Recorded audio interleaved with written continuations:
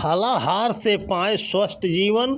मानव शरीर यंत्र की रचना के अनुरूप यदि कोई भोजन है तो वह है फलाहार।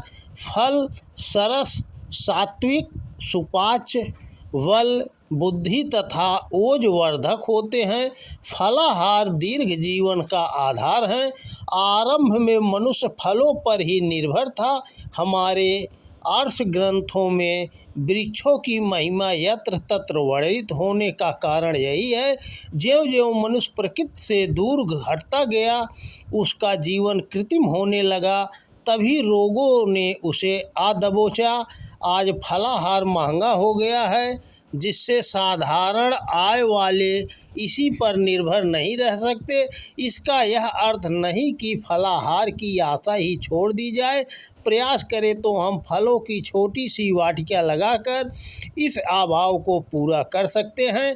पूर्ण आहार के रूप में न सही, पर इतने फल तो हम नित्य अपने आहार में सम्मिलित कर ही सकते हैं, जिससे रोगों से बचे रहें। धूम्रपान, चाय आदि निरर्थक व हानिकारक मदों से बचाकर धन का उपयोग फल खरीदने में कर सकते हैं। आए दिन हानिकारक औषधियाँ खरीदने में जो हम धन लगाते हैं, वह यदि फलाहार में लगाया जाए तो हम बीमार ही न पड़ें तथा भावी बीमारियों से बचे रहें।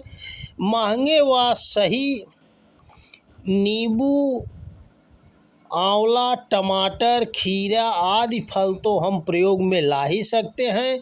स्वाद के वशीभूत जिह्वा पर कुछ संयम करें तो हम कुछ अंशों में फलाहार से लाभ उठा सकते हैं तथा शारीरिक, मानसिक और आत्मिक स्वास्थ्य पा सकते हैं।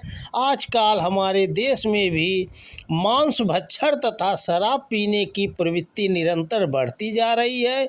यह बड़ी चिंताजनक है। यह प्रवृत्ति बड़ी ही घातक है। मनुष्य को पशु बनाने वाले इस आहार से बचना ही चाहिए। जो मांसाहार कर सकते हैं, शराब पी सकते हैं, उनको ज्ञान है कि इन दोनों में से न तो कोई फलों जैसा स्वादिष्ट ही है और न उतना सुलभ ही। फलों की दुकान कितनी सुंदर लगती है, उनकी सुगंध से मन में एक स्फूर्ति आती है।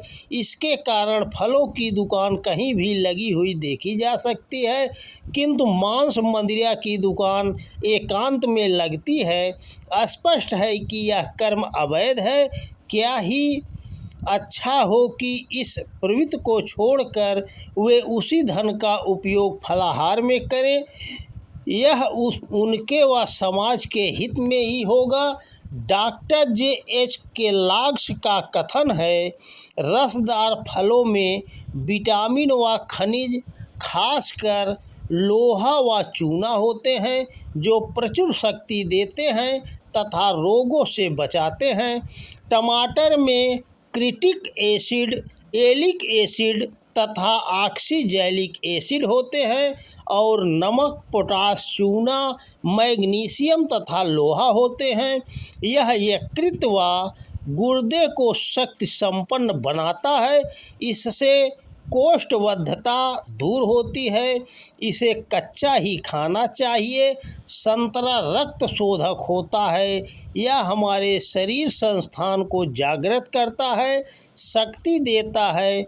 यह क्षुधावर्धक है। इसमें विटामिन सी, बी तथा ए प्रचुर मात्रा में पाए जाते हैं। स्कर्वी रोग की यह अचूक औषध है। यह कोष्ठबद्धता दूर करता है, अस्थियों की कमजोरी दूर करता है। संतरा व अंगूर का मिश्रित रस रक्ताल्पता व हड्डियों की कमजोरी दूर करता है। केला A, B, C, D 4 विटामिनों से पूर्ण होता है। मांस की कमी को इसके खाने से पूरा किया जा सकता है। केला व दूध पर ही रहा जाए तो आश्चर्यजनक परिणाम होता है। आम में प्रचुर मात्रा में शुद्ध शर्करा होती है। इसमें लोहा तथा अन्य पोषक अम्ल होते हैं। अनार शक्तिदायक, शीतल तथा क्षुधावर्धक होता है। पेचिश में बहुत उपयोगी है। भाषणकर्ताओं को इसका रस बहुत लाभदायक होता है। अनानास हमारे घरों में गले की खराबी पर पहले प्रयोग में लाते थे। यह तिल्ली बढ़ जाने की औषधि है। पपीता में पपेन नाम का एक तत्व होता है। यह भोजन पचाने में बड़ी सहायता करता है तथा आमाशय के विकार को दूर करता है। प्रदर रोग के लिए यह बड़ा लाभदायक है। जामुन से मधुमेह दूर होता है। यह मूत्र के साथ शर्करा जाने को रोकता है। सेब के लिए एक कहावत प्रसिद्ध है, एक सेब रोज खाओ तो डॉक्टर के पास कभी न जाओ, जो नितांत सत्य है। सेब बहुत शक्तिदायक, सुपाच्य तथा रक्तवर्धक होता है। इससे ब्लड प्रेशर में लाभ होता है। आंवले के फल में जितना विटामिन सी होता है अन्य किसी में नहीं होता। आंवला कई प्रकार के रोग दूर करता है। पायरिया की तो यह अचूक औषधि है। आयुर्वेद में आंवलों की बड़ी महिमा है। चीकू तथा चकोतरा रक्त शोधक होते हैं। अंगूर क्षुधा वर्धक तथा शक्तिदायक होते हैं। मंदाग्नि में ये बड़े लाभकारी होते हैं। द्राक्षा पेट ठीक रखने के लिए एक आशाजनक औषधि है। अभी तक शरीर यंत्र की जो जानकारियां वैज्ञानिकों ने अर्जित की है वे तो आधी भी नहीं हैं। शरीर यंत्र में ऐसे ऐसे रहस्यमय चक्र तथा संस्थान हैं जिनके जागरण पर विश्व का रूप ही कुछ और दिखाई देने लगता है।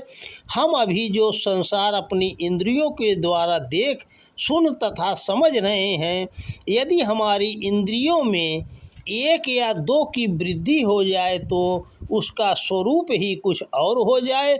जिसे आज हम अलौकिक कहते हैं कल वही लौकिक कहलाया जाने लगे। यह सामर्थ्य यौगिक क्रियाओं द्वारा प्राप्त की जा सकती है। इसके लिए अनिवार्य है कि हमारा आहार विहार सात्विक हो। हमारे जो अंग पोषण पाने से वंचित है वे पोषित होकर बढ़े तथा हमारी सामर्थ्य विकसित करें। यह सामर्थ्य जब पीढ़ी दर पीढ़ी विकसित होगी तो विश्व का स्वरूप हमारे सामने अधिक स्पष्ट होने लगेगा। आज जो कृत्रिम भोजन हम करते हैं वह इन मर्म स्थलों को निष्क्रिय बनाता है तथा शरीर की सामर्थ्य का अधिकांश भाग इसे पचाने में ही लग जाता है। शेष जो कुछ बचता है वह कृत्रिम आहार के द्वारा की गई टूट फूट को रोकने में खर्च हो जाता है। फलाहार इन सब कृत्रिमताओं से सर्वथा दूर होने के कारण हमारे आत्मिक विकास में सहायक होता है। इतना सब किया जाना संभव नहीं हो तो भी कम से कम इस दृष्टिकोण से तो फलाहार करना ही चाहिए जिससे हम रोगग्रस्त न हो। साथ ही साथ वृक्षारोपण के महत्व को देखते हुए प्रत्येक परिवार को यथासाध्य यह प्रयास करना चाहिए कि कैसे भी हो कहीं से भी हो फलों के वृक्ष अवश्य लगाने चाहिए। यह आवश्यक नहीं कि जो आम बोए वही फल खाए। फल जब अधिक संख्या में उत्पन्न होंगे तो वे इतने सस्ते तथा सुलभ हो जाएंगे कि प्रत्येक व्यक्ति इस नियामत से वंचित न रह सकेगा।